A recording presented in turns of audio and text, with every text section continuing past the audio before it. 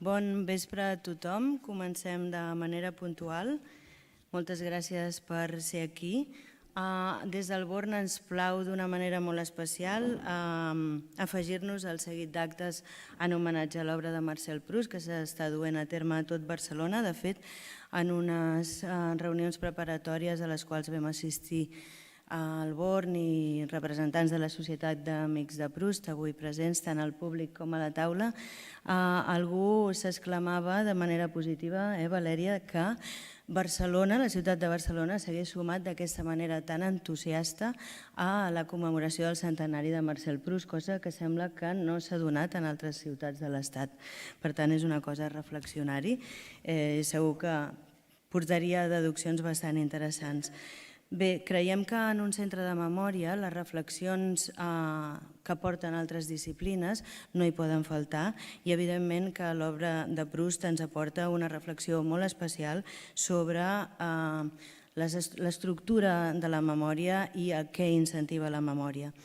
L'obra de Proust, com sabeu, que us he de dir, si la majoria d'aquí sou ja molt amants i seguidors de l'obra de Proust, recull molts aspectes que toquen a moltes disciplines com la sociologia, la filosofia, la psicologia i també la psicoanàlisi, que estaran presents en aquesta taula que tenim aquest vespre.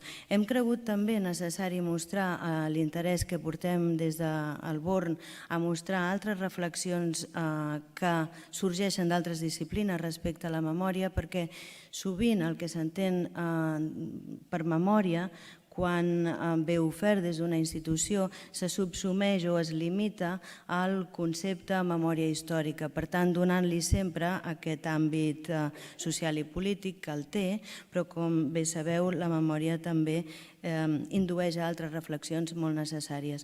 No m'estendré, només reflexionar sobre el fet que tant per Proust, una mica suposo, i em corregireu si no l'encerto, hereu d'alguna manera d'algunes sensacions que li provocava l'espai a Sant Agustí, doncs recull aquesta reflexió o aquest preguntar-se sobre allò que incentiva la memòria, i l'espai és un d'aquests incentivadors. Ens podem preguntar què aporta això en el terreny de la memòria històrica, i jo diria que aporten moltes coses i un tast el farem, sens dubte, a la taula d'avui, però em sembla a mi que hi ha una reflexió important a fer, sobretot també quan parlem de memòria històrica, és allò que mobilitza en cada subjecte i també a les societats l'espai i la memòria, és a dir, quines identificacions i quins sentiments fa emergir, un d'ells la nostàlgia, que no sempre és positiva, crec jo. En tot cas, ho posem en reflexió. Avui tenim amb nosaltres el Francesc Garreta, que estàs una mica amagat, Francesc, però com sabeu és membre fundador de la Societat d'Amics de Proust. També tenim la Valèria Gallard, professora, traductora, periodista cultural, escriptora, ballarina, em permeto afegir una mica la teva biografia oficial, i també secretària de la Societat d'Amics de Proust. Tenim Estela Ocampo, professora de Teoria de l'Art de la Universitat Pompeu Fabra i autora de 5 colecciones, Lecciones de Amor, és un títol nou, em perdonareu, del qual parlaran avui en conversa amb Valèria Gallard, i Aline Salon, que vol que la presentem com a psicoanalista, però també, si no m'equivoco, és filòsofa. Moltes gràcies a tots per haver acceptat i moltíssimes gràcies a la generositat també i a l'entusiasme de la Societat d'Amics de Proust. Benvinguts a aquesta taula.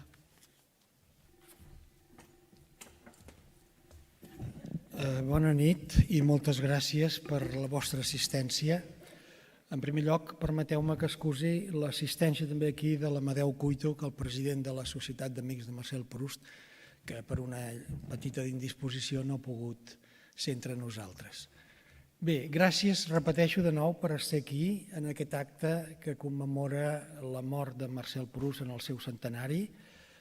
Per nosaltres, per l'Associació d'Amics de Marcel Proust, i si em permeteu faré 5 cèntims de qui som pels que no ho conegueu, Aquesta societat va néixer ara fa 8 anys, formada per gent que té l'interès comú de la lectura i la difusió de l'obra de Marcel Proust.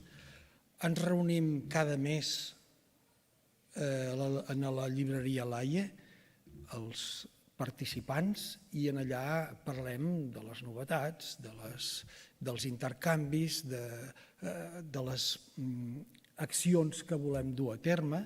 Fins ara, en altres anys, hem dut a terme concerts, hem dut a terme exposicions, hem dut a terme projeccions de cinema a la Filmoteca, etc. Una sèrie d'activitats que el que pretenen és això, és donar a conèixer cada vegada més i difondre l'obra de Marcel Proust.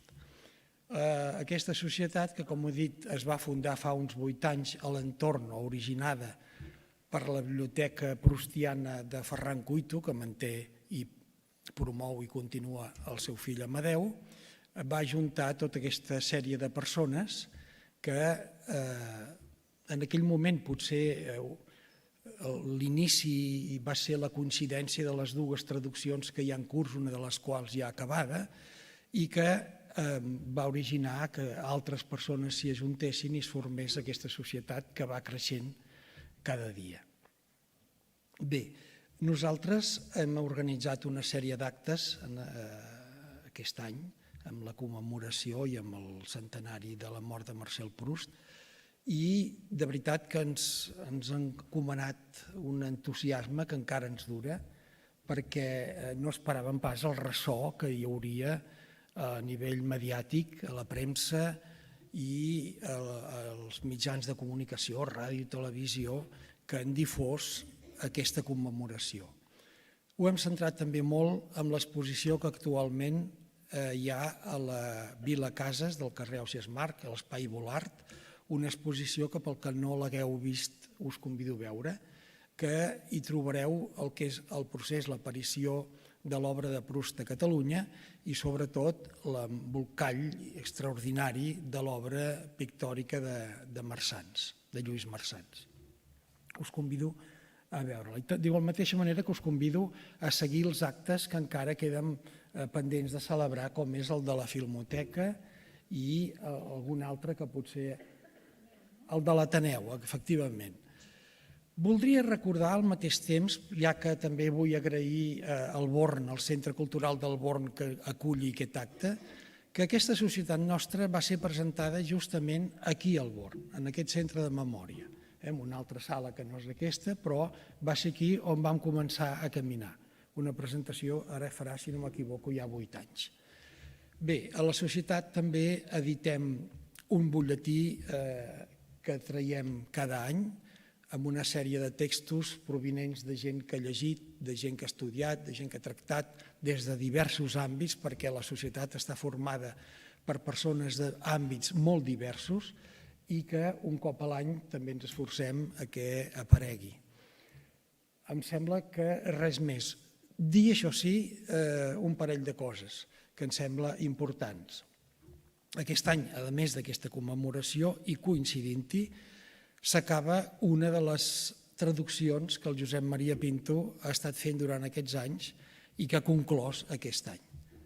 Tenim en curs una segona, que és la que està en procés, que té la Valèria, i això realment, per una cultura i per una llengua com la catalana, és un luxe extraordinari poder disposar d'aquestes dues excel·lents traduccions. Us convido a seguir-la, us convido, els que no les hagueu encara conegut, a conèixer-les. Gràcies i disfruteu de l'acte.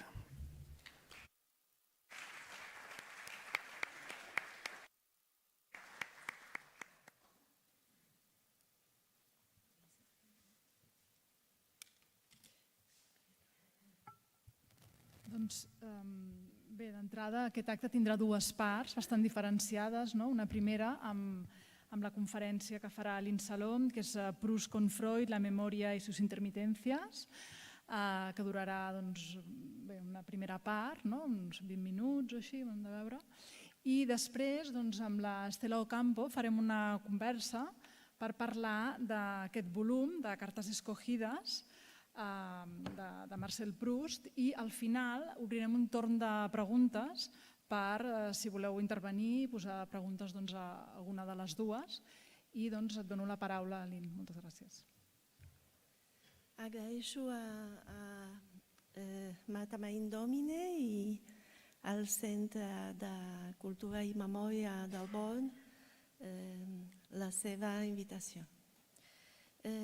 Marta Marín Domine me ha propuesto acercar a Proust a uno de sus contemporáneos, a Sigmund Freud, y comparar sus respectivas formas de tratar la memoria. Proust y Freud son casi contemporáneos, aunque Freud fue un poco más longevo, nació antes y murió más tarde. Hay de entrada dos puntos de convergencia. Los dos estuvieron fascinados por la memoria, por la restitución del pasado. Y los dos fueron además grandes observadores del flujo de la vida interior más íntima. Ambos llevaron muy lejos la introspección. Con cuánta objetividad y sutileza analizaron los dos su vida. Hay una divergencia enseguida, ¿no? Si bien ambos sintieron fascinación por la memoria, Proust se interesó más por la potencia de la memoria, sobre todo involuntaria, para restituir el tiempo perdido. En cambio, Freud se interesó más bien por las intermitencias, los espacios en blanco de la memoria, por el olvido, por la lógica del olvido. Voy a decir banalidades. Proust, saben ustedes que distingue entre memoria voluntaria y memoria involuntaria. La voluntaria es racional, es forzada. Y en ese sentido es limitada, dice Proust. En cambio, hay una memoria involuntaria que surge espontáneamente, sin haberla buscado, que parte de una sensación, una intuición corporal, a veces un simple olor, un sabor, un ruido, una sensación táctil, nos catapulta al pasado, nos hace revivirlo como si fuera presente. Esa memoria involuntaria permite, dice Proust, abolir el tiempo. Para Proust, la realidad se forma en la memoria.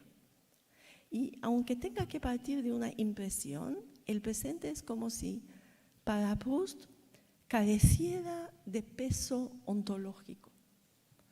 Todos conocen la mítica Magdalena que provoca de repente un torrente de recuerdos de la infancia del narrador en Combray, como él de repente ve la iglesia, las calles, la gente, las flores del jardín, los nenúfares de la Vivonne del río. La experiencia de la Magdalena hace que él deje de sentirse, cito, mediocre, contingente, mortal. Pero no es la única reminiscencia. En la Recherche hay varios momentos de reminiscencia extáticos. Otra reminiscencia es la siguiente. El narrador llega a la residencia de los duques de Guermantes, invitado a una matiné. Está en el patio y de repente oye el grito de un conductor de un automóvil de esos antiguos sin techo y apenas tiene el tiempo de apartarse y siente de repente el desnivel del adoquinado y de golpe fluyen a su mente todo el caleidoscopio de recuerdos de un maravilloso viaje que había hecho a Venecia, ¿no? Y en el patio del baptisterio de la Basílica de San Marcos había sentido exactamente el mismo desnivel. Luego sube chez les Guermantes, pero hay un concierto y no puede entrar en la sala hasta que no acabe la pieza. Se instala en la biblioteca de los Guermantes para esperar y un criado amablemente le trae un plato de canapés, de petit four y una servilleta. Y en cuanto él siente el tacto almidonado de la servilleta, comienza el torrente de recuerdos de su primer día en Balbec, en que contemplaba el océano, el plumaje verde y azul del océano, la marea alta, y él se secaba delante de la ventana con una toalla que tenía exactamente la misma textura almidonada, ¿no?, de esa servilleta. Hay realmente un deseo de memoria, no un deber de memoria en Proust. Esa búsqueda del tiempo perdido no es del orden de un imperativo superyoico, es más bien un deseo. Y un deseo es algo importante para el psicoanálisis. No es fácil desear, no es que no podamos satisfacer nuestros deseos. El problema es desear. Además, reconocer, admitir que uno desea lo que desea. Para Freud y para Lacan, el deseo no es una pasión inútil. El deseo es lo que se intenta hacer emerger en una cura analítica. La meta de una cura psicoanalítica es recobrar el deseo. Un psicoanálisis intenta que el sujeto salga finalmente a la recherche de algo, ¿no?, en busca de algo. Y la cura analítica es, en cierto sentido, una especie de recherche du temps perdu, menos estética, tal vez, que la de Proust. Implica esfuerzo, a veces lágrimas, trae sorpresas, tiene suspense, cierto vértigo. Ese proceso mediante el cual el sujeto se historiza, asume y crea su historia, le permite descubrir en sí la verdad de su deseo. Del mismo modo que en la recherche, donde el narrador descubre en el séptimo y último volumen su vocación, el deseo de escribir, de crear una obra. ¿Qué piensa de la memoria Freud? Para empezar, Freud dice: en el inconsciente no existe el tiempo.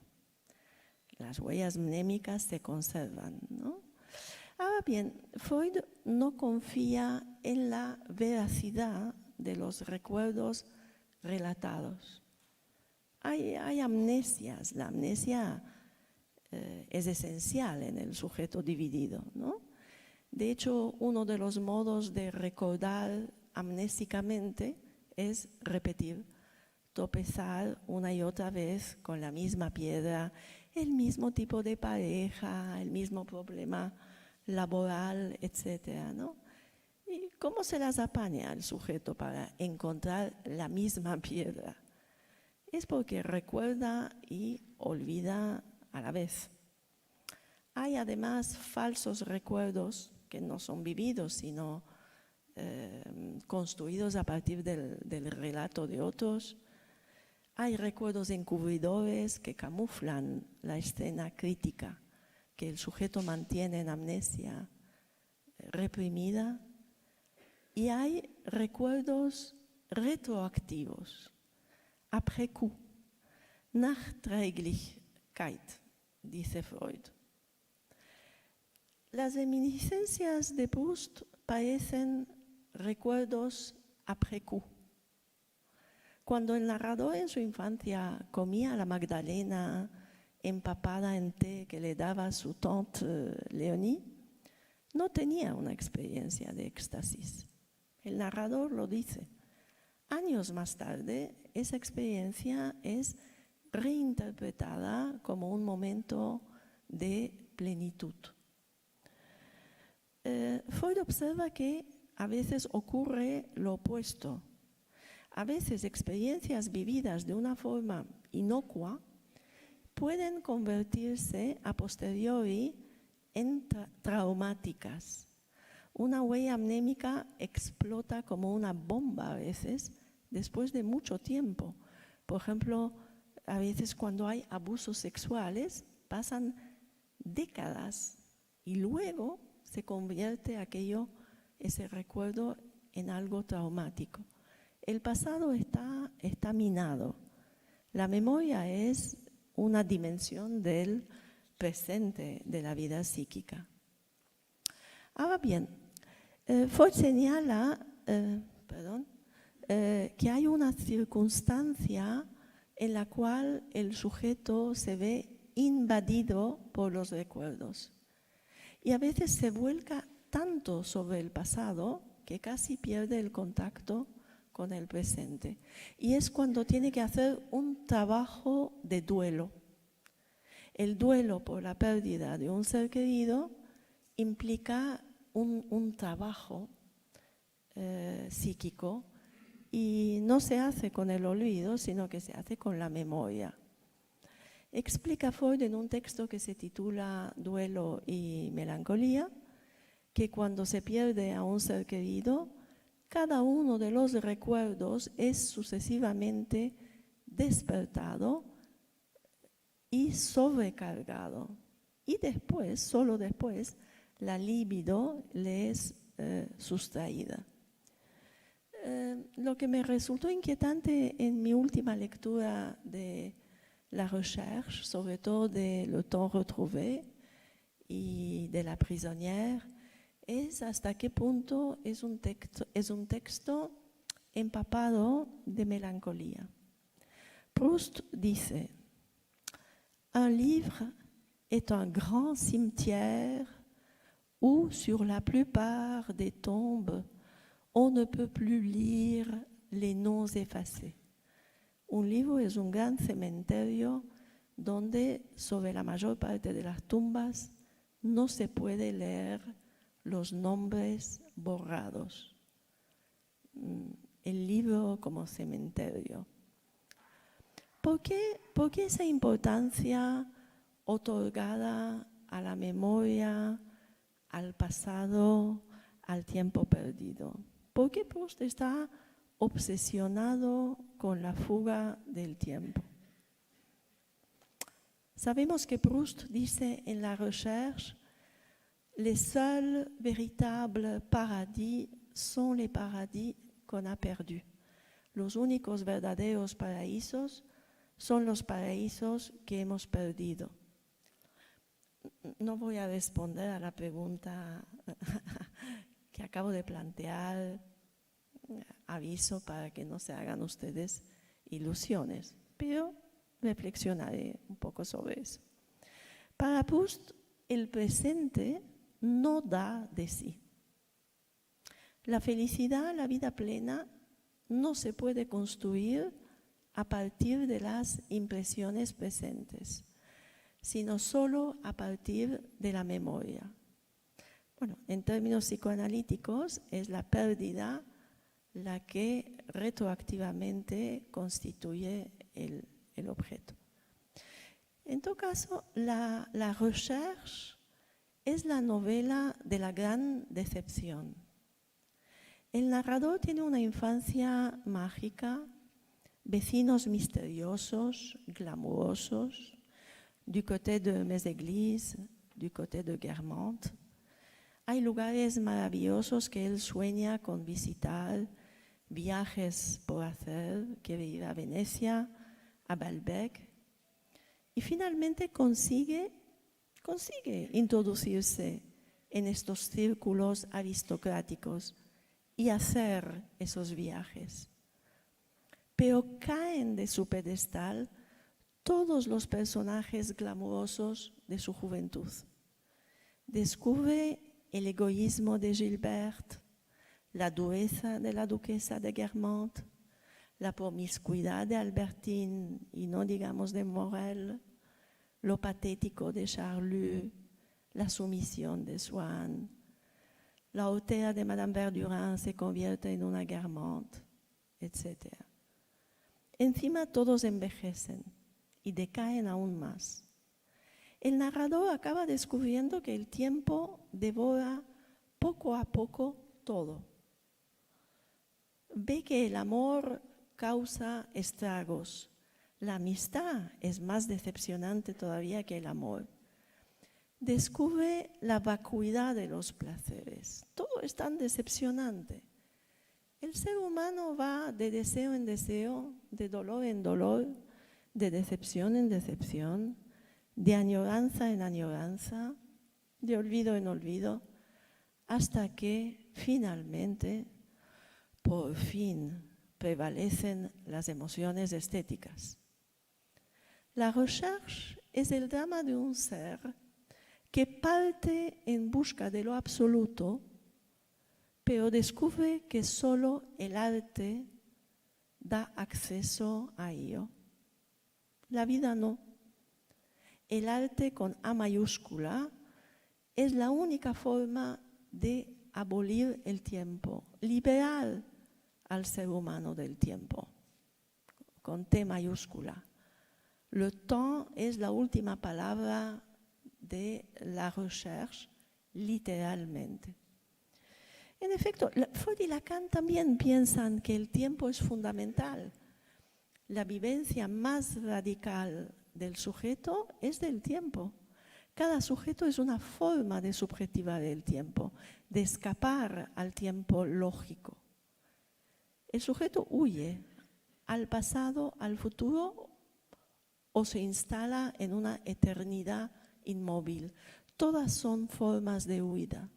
La forma que se adopte depende de la estructura clínica, psíquica de cada sujeto. Pero no me gustaría aburriros con la casuística. Proust dice explícitamente que el artista, para crear, debe acudir a su memoria, explorar su inconsciente. Dice Proust, el libro esencial, el único libro verdadero, el gran escritor no lo tiene que inventar, ya existe en cada uno de nosotros, solo lo tiene que traducir. Proust habla del, cito comillas, libro interior de signos desconocidos que la atención, explorando el inconsciente, va a buscar. Cito. Jacques Alain Miller también dice algo muy parecido, dice, lee tu inconsciente, ese libro con una tirada de un solo ejemplar, cuyo texto virtual llevas por todas partes contigo y en el que está escrito el guión de tu vida, o al menos su rough draft, su borrador. O sea, no solo leemos libros, somos un libro. Hay una reminiscencia excepcional en el cuarto volumen de La Recherche, Sodoma y Gomorra, como la de la Magdalena, pero de signo contrario, es trágica. El narrador llega a Balbec, al hotel, está agotado, sufriendo, dice, una crisis de fatiga cardíaca, se sienta y se agacha con cuidado para desabrocharse los botines. Y de repente, antes de que pueda darse cuenta, las lágrimas brotan de sus ojos y se pone a sollozar. Y se acuerda de su abuela que se agachaba a desatarle los zapatos. Y se muere de ganas, dice, de arrojarse en sus brazos. Él que ni siquiera lloró su muerte un año antes, comportándose como un joven ingrato, egoísta, cruel.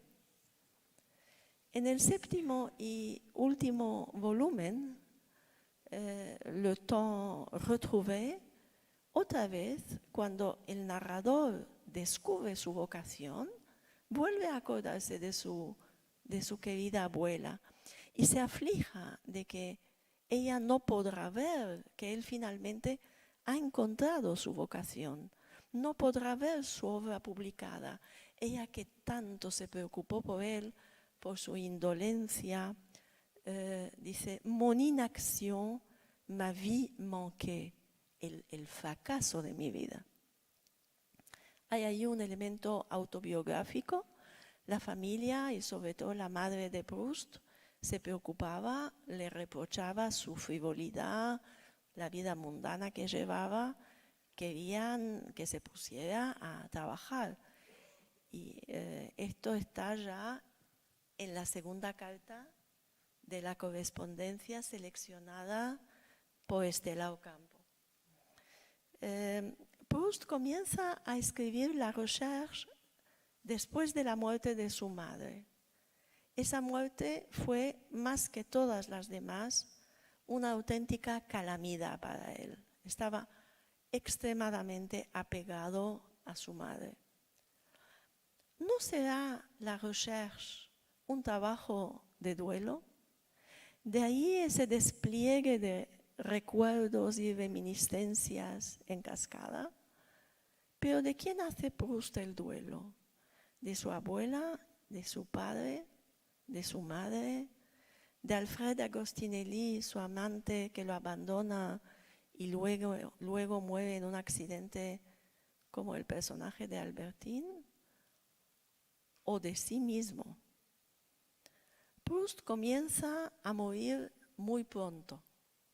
Durante los últimos 15 años de su vida va anunciando su muerte inminente a todos sus amigos, que finalmente reciben la noticia con una sonrisa.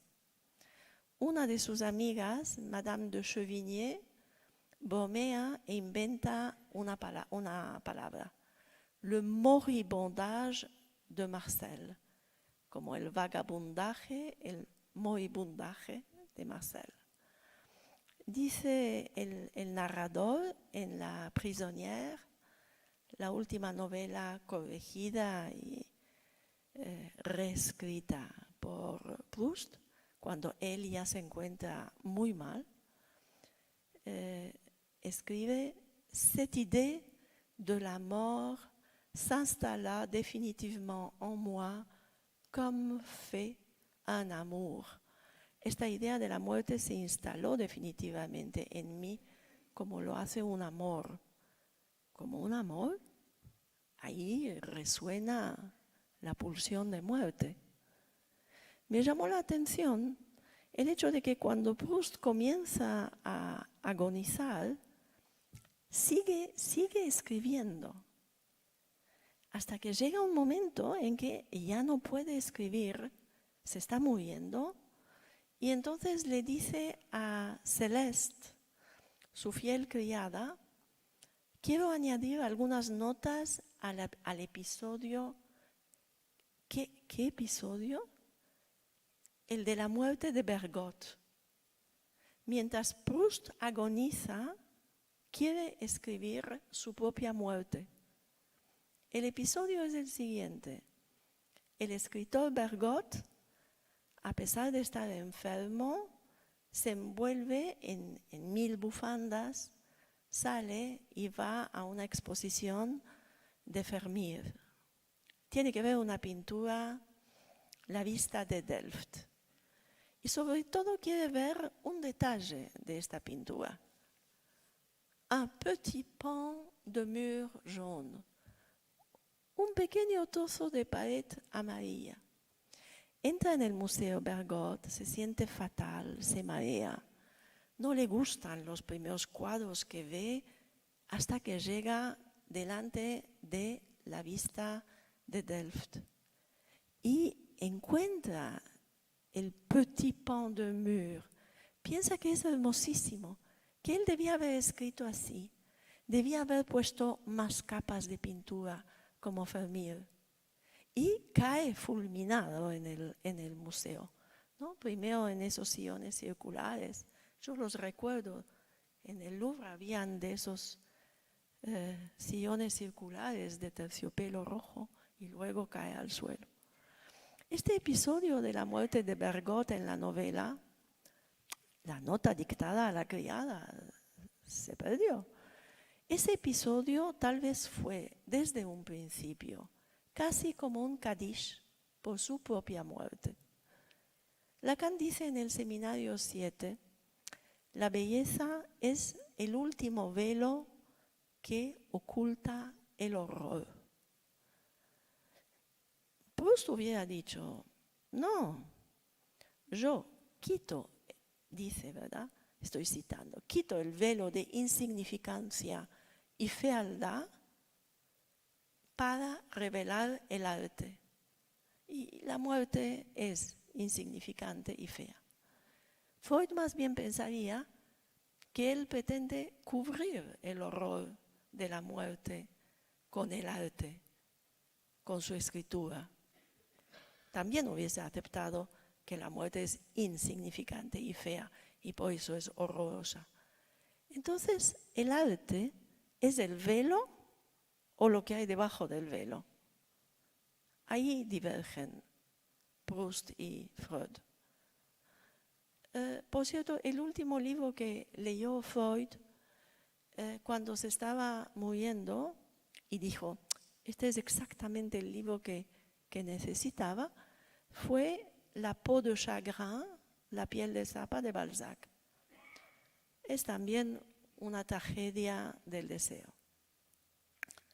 La escritura de algún modo le ayuda a Proust a morir. También lo ayudó a vivir, pero no suficientemente. A pesar de ser tan gran escritor, Proust es alguien habitado por una importante pulsión de muerte. Hay escritores a quienes la escritura salva.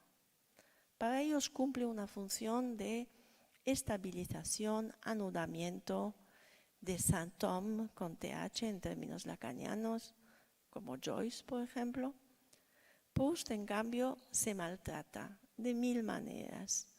Toma barbitúricos, opio, drogas estimulantes, ayuna, se debilita, se aísla, vive de noche, o sea, fuera del tiempo social. Escribe incansable, implacablemente, esas frases sinuosas, desmesuradas, sobreabundantes, en una especie de carrera contra la muerte. No acepta los cuidados, no acepta ser ingresado en una clínica. Sin embargo, hay que recordar lo que decía su hermano, Robert Proust, que era médico. Dice, mi hermano podía haber vivido más tiempo si hubiera aceptado vivir la vida de todo el mundo. Pero él quiso la vida que vivió por su obra. Il a voulu cela pour son œuvre. Nous n'avons qu'à nous incliner. Solo nos queda inclinarnos.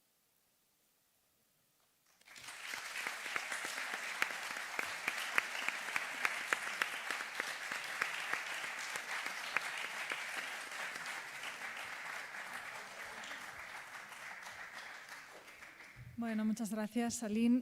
Recordem que el torn de paraula s'obrirà després i tot seguit passarem a presentar aquest llibre que de fet neix, és un projecte que neix a la Societat Catalana d'Amics de Marcel Proust de fa no sé quants anys ja, 6, 7 anys, potser no tant, però Déu-n'hi-do, uns 5 segur, no? Que precisament comentàvem que faltava una aproximació més potser biogràfica de la vida de Proust en la bibliografia que es pot trobar en català i en castellà. I bé, mica en mica va sorgir aquesta idea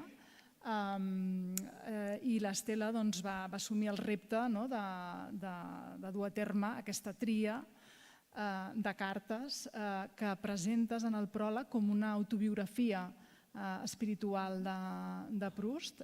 En quin sentit?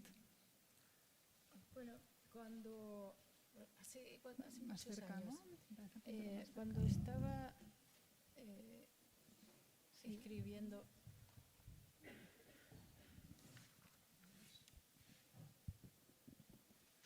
Estaba preparando el libro Las 5 lecciones de amor prustiano, y un libro en el que iba a hablar del amor. No se oye. Si no, espera, toma. Sí. Cuando estaba preparando el libro Las 5 lecciones de amor prustiano, hace mucho tiempo, vi la necesidad, claro, si iba a hablar del amor, de enfrentarme a la correspondencia. Y en ese momento leí en ese entonces no eran 21 tomos todavía, fueron saliendo también a medida que yo iba trabajando. Y cuando iba leyendo la correspondencia, me daba cuenta de que la correspondencia de Proust no es una correspondencia al uso, a lo que solemos estar acostumbrados, sino que era una manera de concebir lo que quizás podríamos asimilar más a unas memorias o a unos diarios, pero también de una manera un tanto especial, porque lo que aparecía en esa correspondencia era la vida interior de Proust, qué es lo que pensaba Proust. Y teniendo en cuenta que a veces uno habla en presente como si lo tuviera al lado, ¿no? Teniendo en cuenta que era una persona de una extrema inteligencia, su correspondencia también lo es. Entonces, siempre he pensado que lo que verdaderamente tiene sentido hacer con la correspondencia, tanto en mi trabajo de selección de esta como en el de un lector que se enfrente a la correspondencia, es ver esa biografía espiritual de Proust. También hay aspectos de biografía al uso, evidentemente, hay muchísimas cosas de las que podemos enterarnos a través de la correspondencia, pero yo creo que lo más importante es ver cómo pensaba y qué pensaba Proust, y también qué sentía, que también es un aspecto muy importante cuando nos enfrentamos a Proust. Proust es un sentimental. En nuestro contexto actual, la palabra sentimental está muy degradada, ¿no? Casi es despectiva. Para Proust es exaltante, o sea, ser sentimental es tener conciencia de los propios sentimientos, y son los sentimientos los que nos hacen humanos. Y el pensamiento no puede deslindarse de este sentir.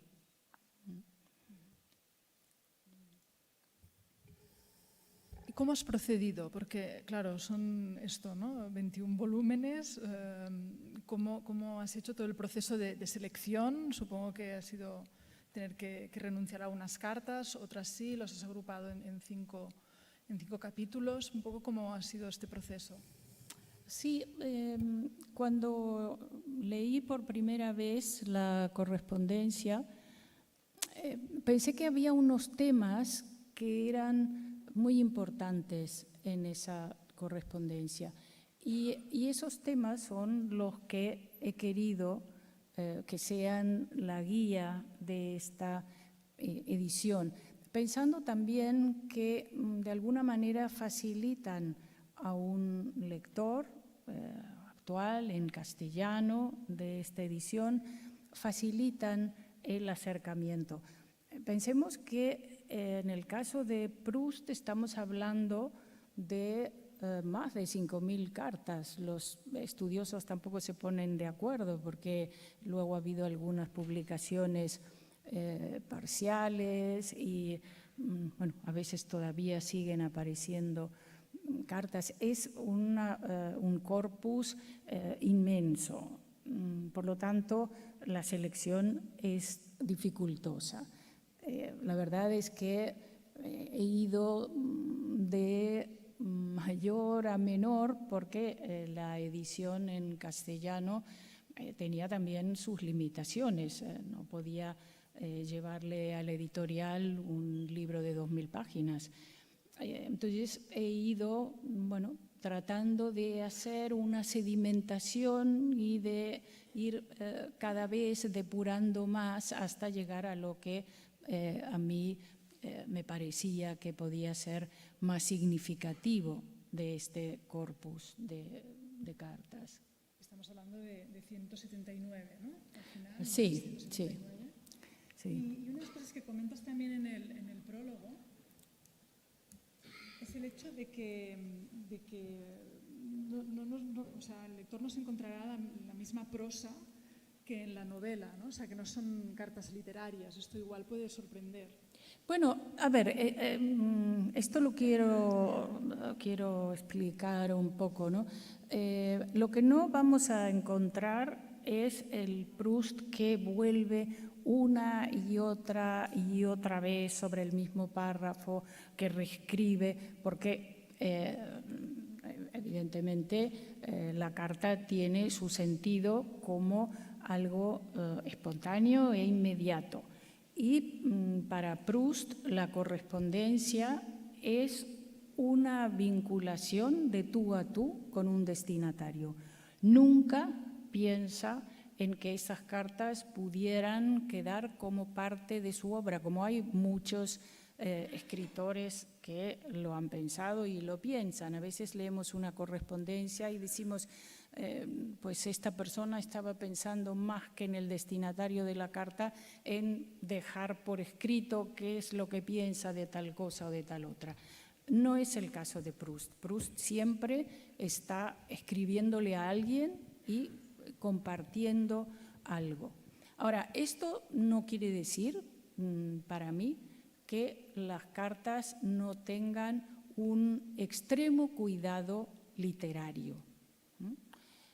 Proust incluso lo dice en la propia correspondencia. Hay cartas en las que dice, le pido perdón porque esta carta no está escrita con el cuidado, el estilo del que yo podría, con el que yo podría hacerlo, del que yo soy capaz, porque estoy demasiado cansado. O, por ejemplo, en una pequeña tarjeta escrita a su madre cuando vuelve del teatro, repite un adjetivo, entonces abre paréntesis y dice, he repetido el mismo adjetivo, pero estoy demasiado cansado para buscar otro, y cierra paréntesis. Es decir, que constantemente él es consciente de que es un escritor, y esta correspondencia es la correspondencia de un escritor. Y el estilo proustiano, algo que él buscaba con tanto énfasis en su obra, está presente también en la correspondencia, que es lo que de rebote ha hecho que a veces la correspondencia también se tachara de difícil o de enrevesada. Claro, no es una correspondencia escrita de manera lineal, es una correspondencia proustiana. Parece que ahora funciona ya el otro micro. Hablaba Aline precisamente de esta pulsión de muerte. ¿La has podido seguir de alguna manera, esta pulsión de muerte, esta enfermedad también, a lo largo de esta correspondencia? Sí, lo que pasa es que yo no sé si estoy muy de acuerdo. No sé si estoy muy de acuerdo con esto. Yo creo que en Proust la muerte está muy presente.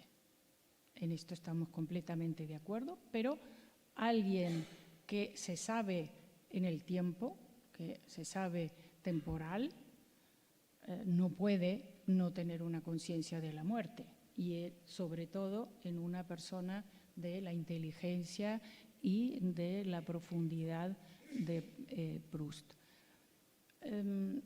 Respecto de la enfermedad, Sí, pero la enfermedad en Proust es polisémica, le sirve para muchas cosas la enfermedad. Lo acompaña desde que es muy joven, muy niño, juega un papel muy importante en la relación con su madre. Proust, en una carta que yo he incluido, dice, me gustaría, le dice a su madre, me gustaría que yo pudiera tener tu cariño y la salud al mismo tiempo, porque él ve que su madre se vuelca en él cuando está enfermo y cuando él se siente bien, sale, está con sus amigos, su madre se retrae. Es decir, que la enfermedad tiene muchas caras. La utiliza también para mantener distancia con algunas personas, como por ejemplo con el conde de Montesquieu.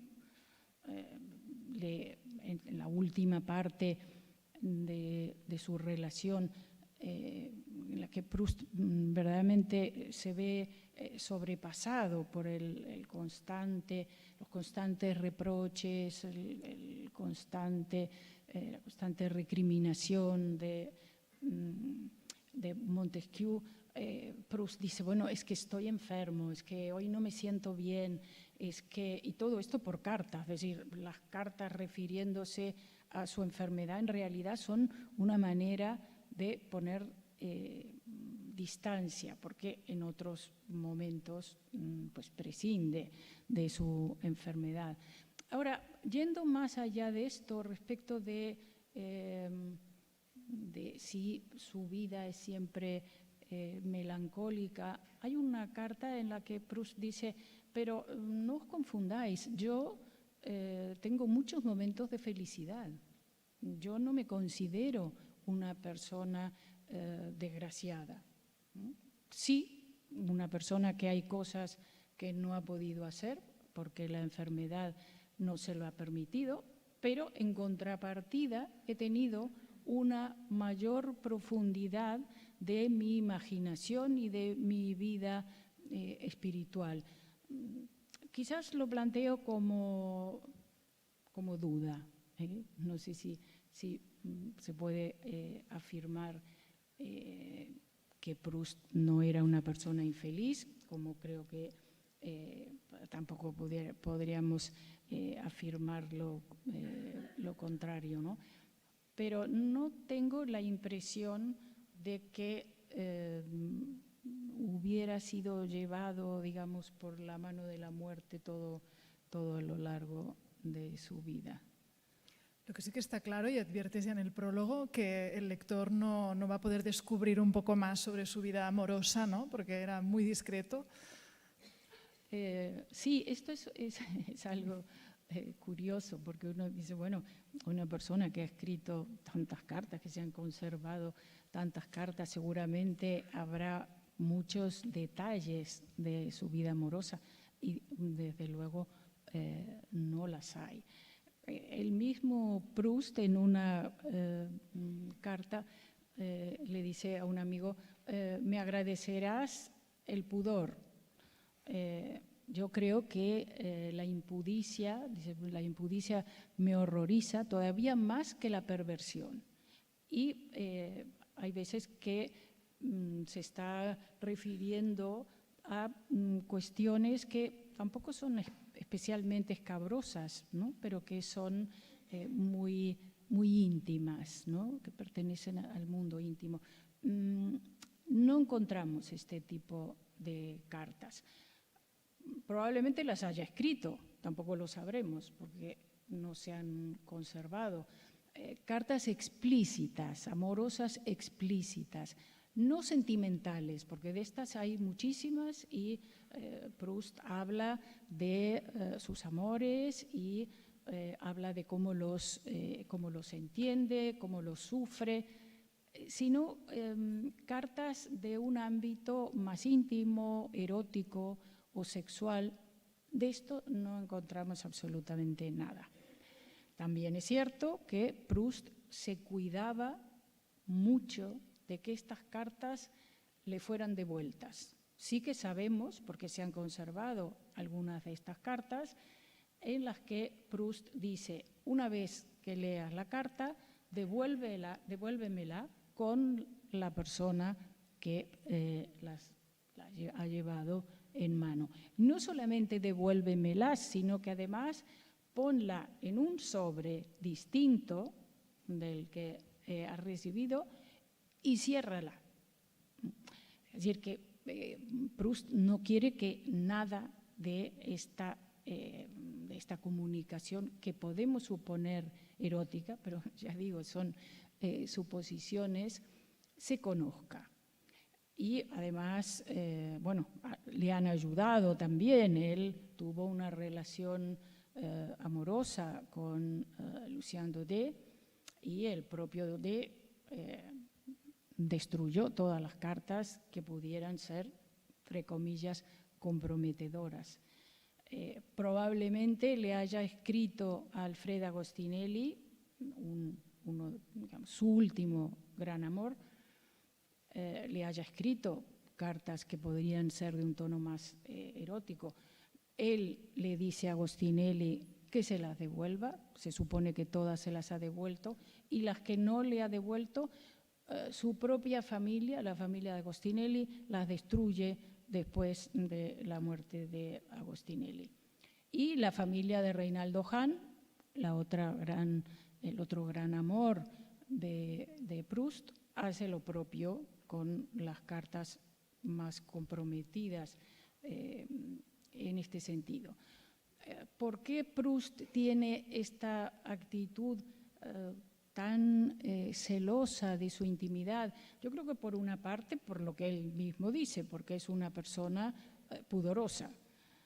Y por otra parte, porque Proust tiene horror de que haya una manifestación pública de su homosexualidad. Tiene un verdadero espanto de que a él le pase lo que le ha pasado a Oscar Wilde. Él lo dice varias veces, lo dice en la correspondencia, lo dice en su literatura.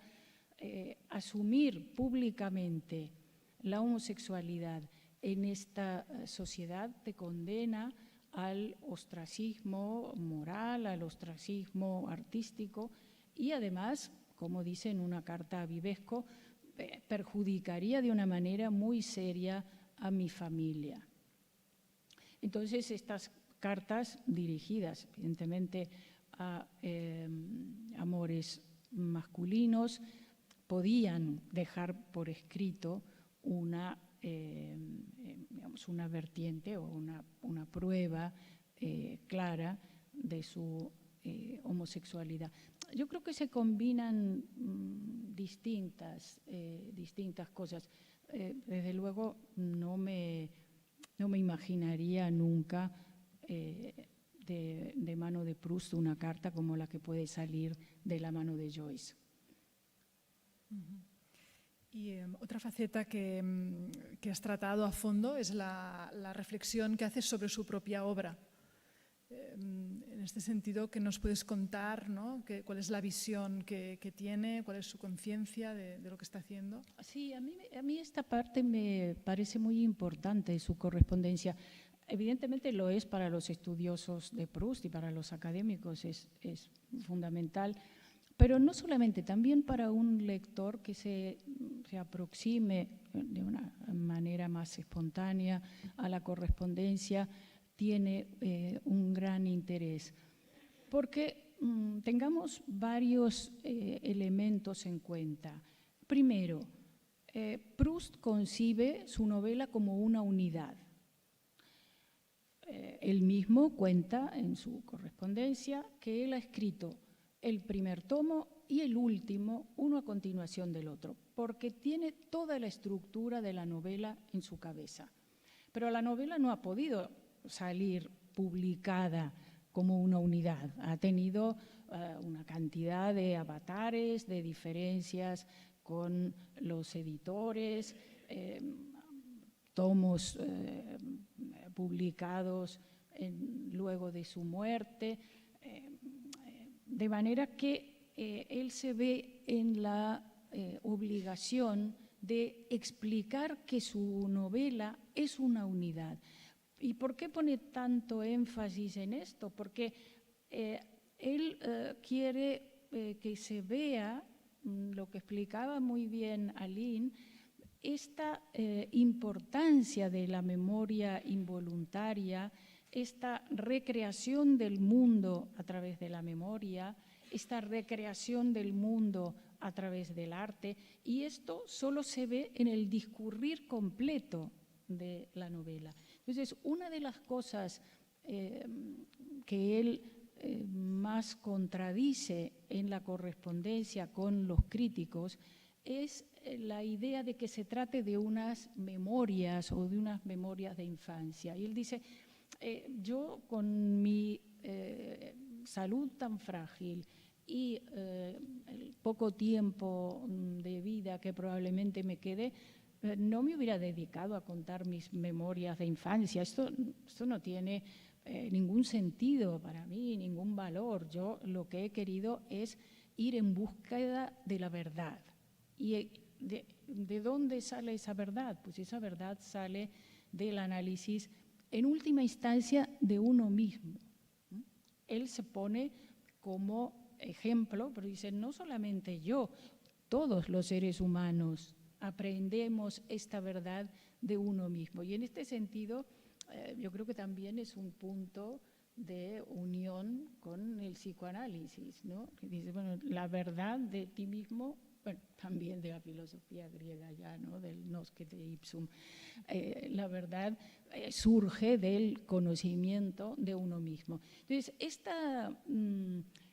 este deseo tan fuerte de explicarse y explicar cuál es el sentido de su obra, fundamentalmente a los críticos, que la mayoría de ellos no han entendido. También es cierto que tienen una apreciación parcial, porque no pueden leer como nosotros toda la obra completa, sino que han leído trozos, ¿no? Y incluso el propio Proust dice, claro, es que hay personajes que parecen una cosa en el primer tomo y que luego se verá en el último que son otra distinta, ¿no? Es decir, que en cierta manera nos explicamos un poco que la crítica estuviera bastante perdida cuando leía la novela. Pero él intenta explicarles en qué consiste su obra y de paso nos lo explica a nosotros, ¿no? Y surge de esta correspondencia, aunque la forma sea una forma, entre comillas, modesta, decir, bueno, en fin, he hecho lo que he podido, he llegado hasta donde he podido llegar, pero en el fondo vemos que está muy seguro de lo que ha hecho. Y incluso en una carta a Grasset, su primer editor le dice, usted pasará la historia por haberme publicado a mí.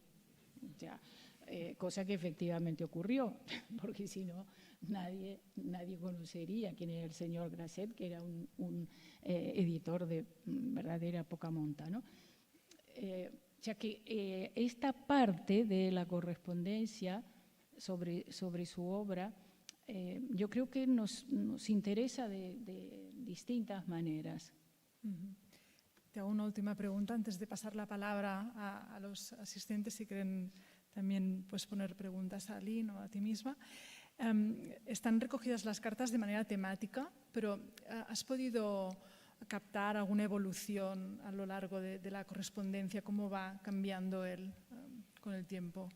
Bueno, la edición está ordenada temáticamente y cronológicamente. Dentro de cada uno de los apartados hay un orden cronológico. Yo creo que la correspondencia, claro, es que le acompaña durante toda su vida. Lo que muestra son sus propios cambios como persona y como escritor, ¿no? Proust va madurando mucho y esto a lo largo del tiempo, y esto se percibe en la correspondencia, ¿no? De una persona siempre es inteligente, siempre es profundo, siempre vale la pena leerlo, desde las primeras cartas, ¿no? Pero en las primeras cartas se ve una persona quizás más preocupada por el ambiente social, más preocupada por encontrar un lugar dentro del mundo literario parisino, y a medida que avanzamos lo vemos más reconcentrado en lo fundamental, que es la realización de su obra, ¿no? Incluso desde el punto de vista personal, desde el punto de vista de sus sentimientos y de la manera como distribuye su tiempo, también hay una madurez. Una madurez que pasa por estar desencantado, ¿no? Igual, o tener esta visión más lúcida o más realista del mundo. Yo creo que una madurez que le hace distinguir más lo fundamental de lo accesorio, ¿no? Y él lo dice varias veces también a lo largo de la correspondencia de los últimos tiempos. O sea, es como que va descartando lo que piensa que le quitará tiempo y en cambio no le aportará nada. Molt bé, doncs a veure si algú s'anima a fer alguna pregunta. Us passem el micro.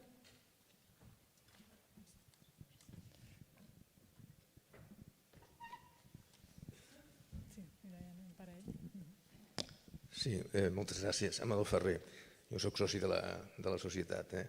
Hablaré en castellano porque, para atención a la conferenciante, porque al hilo de la carta que has leído, que dice que Proust, la vida de Proust, que era feliz en su propia vida, creo que salen dos cartas distintas.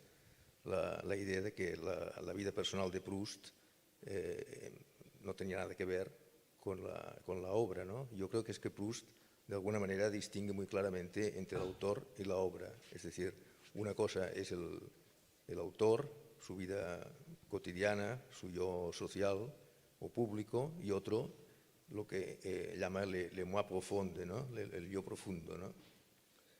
Quiero decir que esto quizá hay que tenerlo en cuenta, ¿no? Al leer las cartas. Sí, hay que tener en cuenta esto y lo contrario, porque Proust es verdaderamente muy complejo. Él dice constantemente, el narrador no soy yo, y esto es evidente. O sea, la novela es una elaboración de muchísimos elementos, algunos proceden de sí mismos y otros evidentemente no. Y además, como él mismo dice, yo cuando elaboro un personaje tomo elementos de muchos personajes diferentes y entonces hago un compuesto que no se puede decir que sea un personaje que vamos a encontrar en la realidad. Y efectivamente trata de que la crítica entienda que el narrador de la novela no es el escritor, pero también hace lo contrario. O sea, hay cartas en las cuales, por ejemplo, una carta a Reinaldo Hahn en la que le dice no has subido a darme el beso de Combray.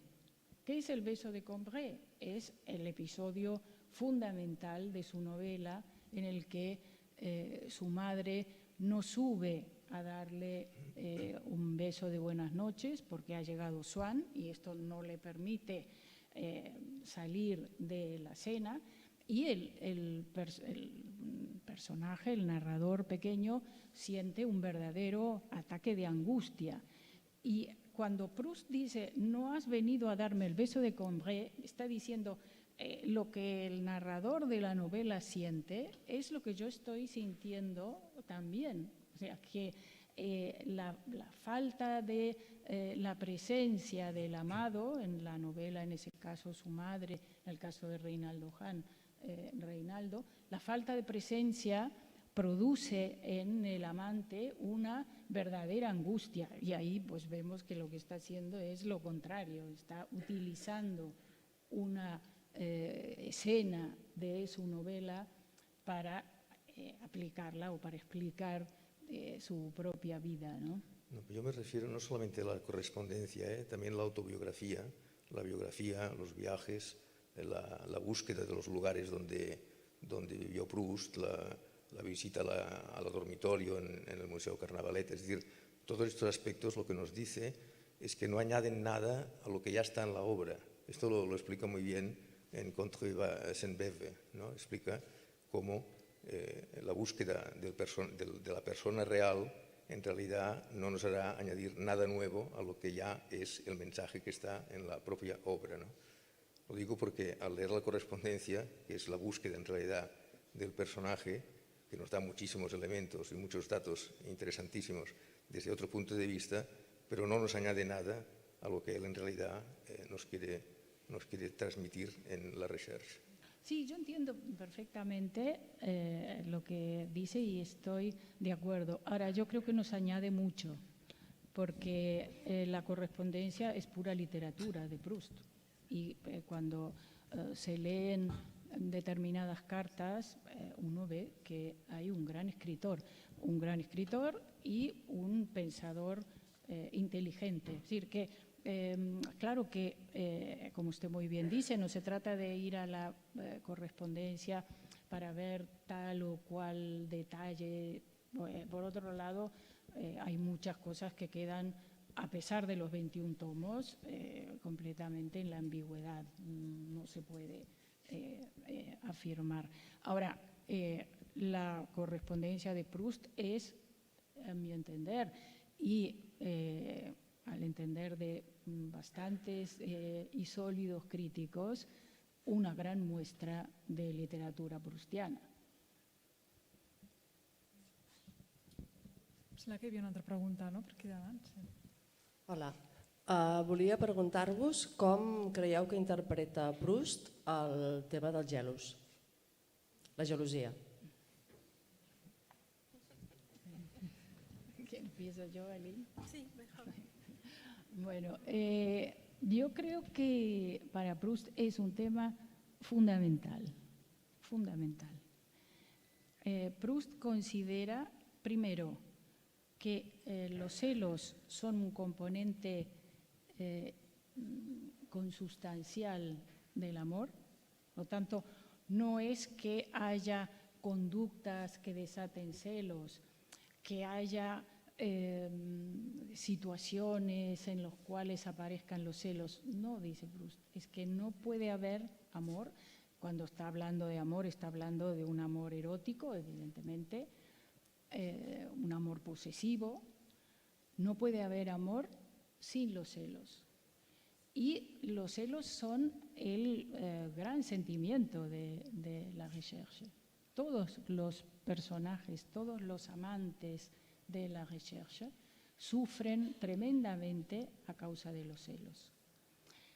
Pero, dice Proust, no tienen solamente un aspecto negativo, los celos tienen también aspectos muy positivos, porque convierten al amante en un ser que está despierto, que está constantemente pensando, que está constantemente en búsqueda de ese amado.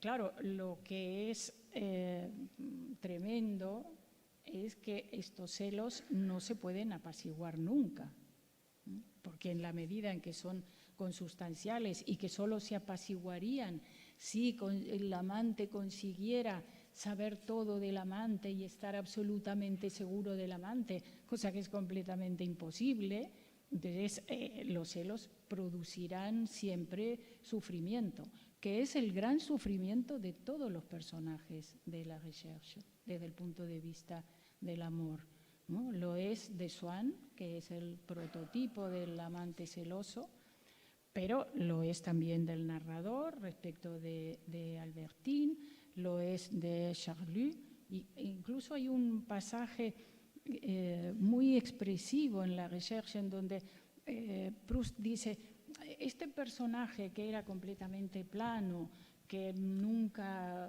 tenía un pensamiento que fuera más allá de lo más elemental, de pronto, por los celos, se convierte en una persona llena de valles, montañas, ríos, es decir, un paisaje complejísimo, porque su mundo interior se ha puesto en movimiento, atenazado por los celos, ¿no? De manera que yo creo que además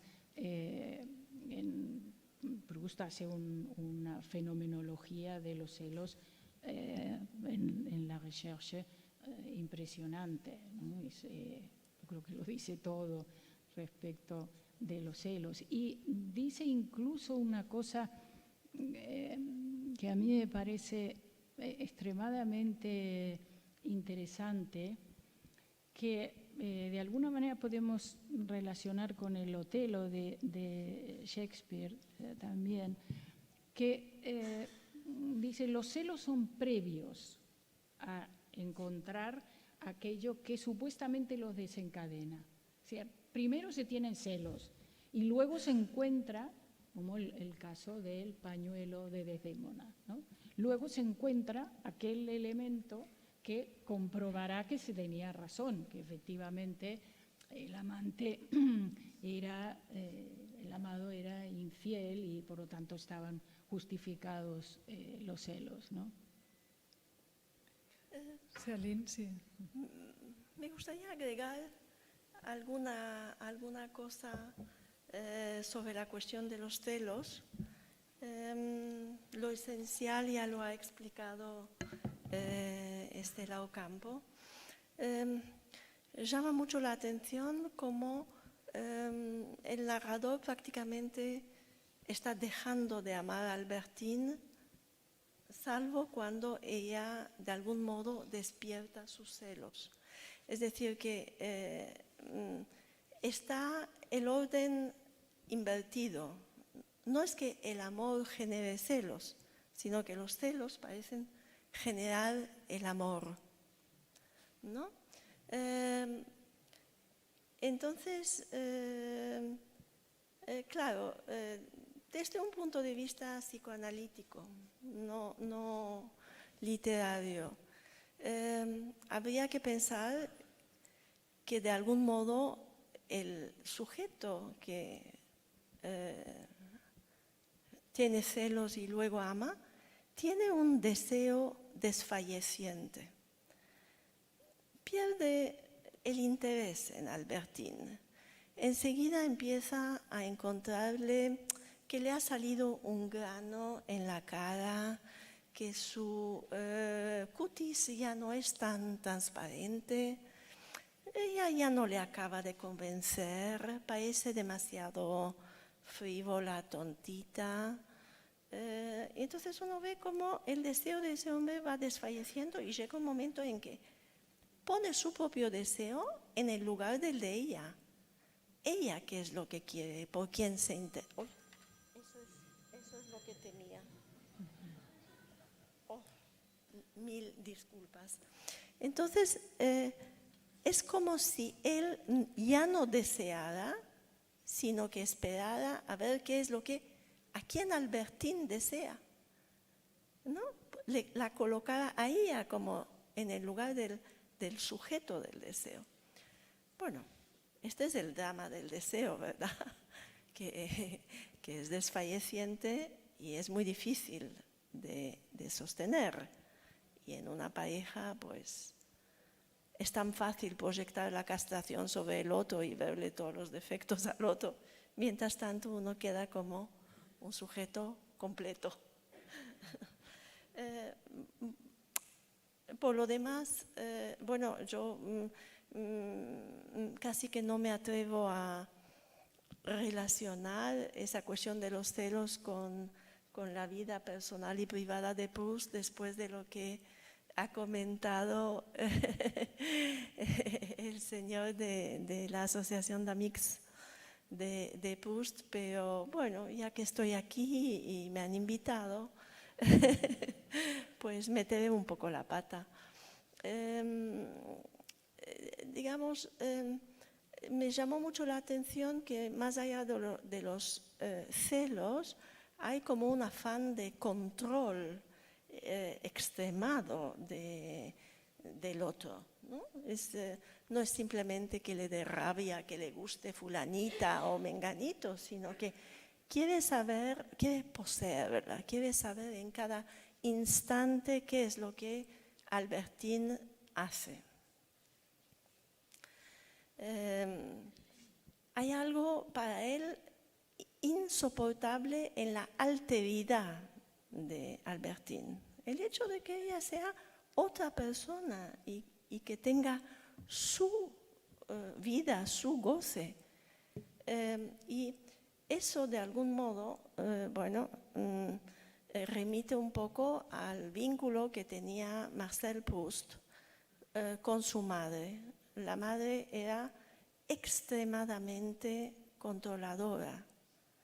Le pedía, cuando él se iba de viaje, le pedía informes permanentes de cada detalle de su vida, de cada problema que hubiese surgido.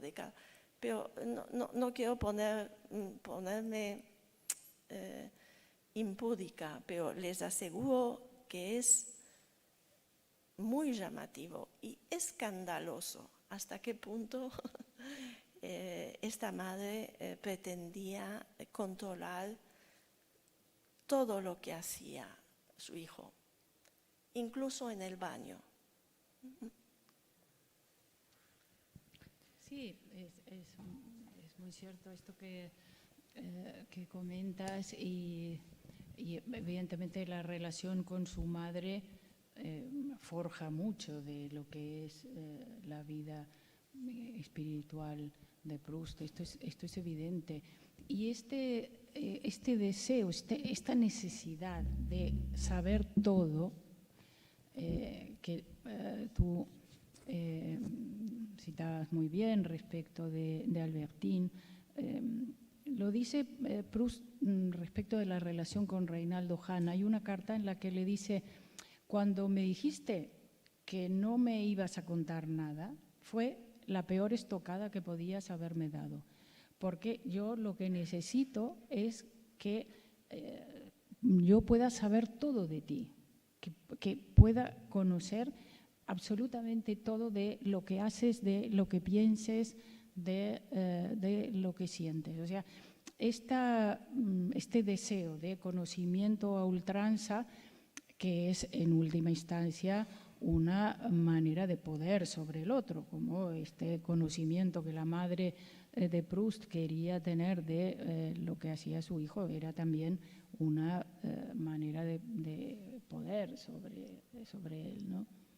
¿No está relacionado también con la inseguridad, ¿no? Se supone que el sujeto celoso es el sujeto inseguro de sí mismo. ¿No? Sí, lo comentaba también Estela, es decir, por un lado hay una fragilidad extrema en Proust, pero por otro lado hay una fortaleza y un conocimiento de su potencia literaria brutal, ¿no? Y tiene toda la razón del mundo. Y por otro lado, efectivamente, él parece un personaje tan admitido en los círculos sociales, porque era absolutamente brillante en la conversación y tenía esa capacidad de imitar a los otros, imitar su lenguaje, su gestualidad, hacía pastiche sobre la marcha, espontáneamente, ¿no? Tenía una capacidad de observación, es decir, que hay un punto de fragilidad efectivamente, pero hay un punto de fortaleza tremenda, es genial, es un sujeto genial. Sí, em sembla que hi ha una altra pregunta. Sí, quería pedirles a Lynn Salom y a Estela Ocampo si podían extenderse un poco más sobre un punto que han estado presente en sus dos magníficas intervenciones, esta referencia a la cuestión de la pulsión de muerte, ¿no? Aline comentó la manera en que Proust se maltrató, acortó su vida, ¿no? El testimonio del hermano de Proust.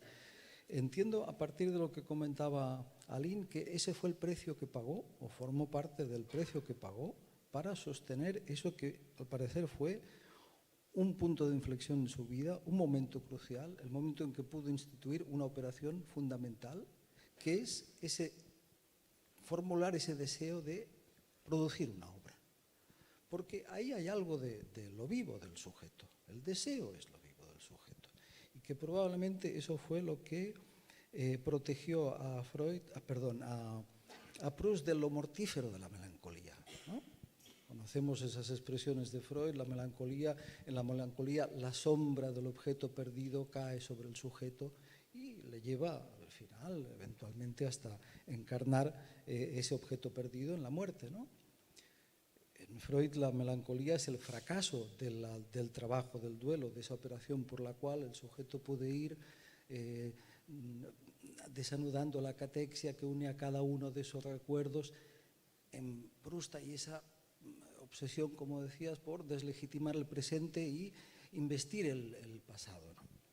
Me llamaba mucho la atención esta mención que hacíais a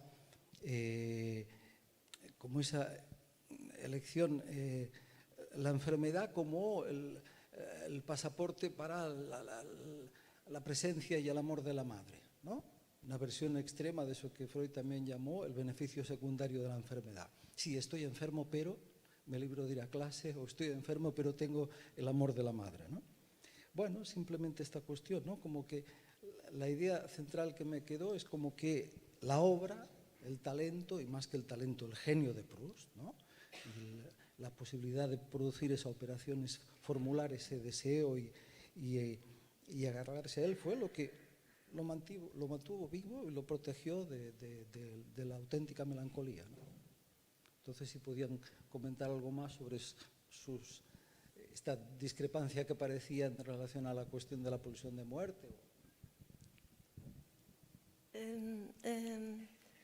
La pulsión de muerte, justamente, por definición, esencialmente es muda. Nunca aparece como tal. Yo no pretendí decir que Proust fuera un sujeto realmente melancólico. Disfrutaba enormemente del ejercicio, del desarrollo, de la recherche. Era una aventura increíble realmente. Lo que quise decir es que de algún modo cuando muere su madre, él en ese trabajo de duelo que hace, descubre realmente la posibilidad de crear una obra. Y por eso el primer volumen y el último volumen es donde están todas esas reminiscencias de la memoria involuntaria. No están en los volúmenes centrales. Y efectivamente, cuando muere la madre, lo primero que hace Proust es ir una temporada, unos 2 o 3 meses, a una clínica, donde quería su madre que él fuera. Y va como sin ganas de ir y sale al cabo de 3 meses diciendo, he perdido el tiempo, ¿no? Esa especie de obediencia post-mortem. Pero también su madre quería que él escribiera, ¿no? Es decir, que él trabajara, que él creara realmente una obra, ¿no? Cuando la familia se preocupa, cuando la madre se preocupa, me parece, no sé si me equivoco, me corrigen, se preocupa por su indolencia, no es para que se dedique a otra profesión, sino que si lo que le gusta es escribir, esperan que él escriba. Incluso el padre, si no recuerdo mal, quiere que él entre en la Academia Francesa, en la Academia. Y efectivamente él, después de que los padres están muertos, después de publicar Du côté de chez Swann, etc., va a hacer todas las maniobras necesarias para entrar en la Academia, ¿no? Es decir, yo no sé si estoy respondiendo realmente, pero ¿hasta qué punto realmente se maltrató? Estar enfermo todavía en 1900, 1910 y 20 era dramático. No habían antibióticos, no habían antihistamínicos.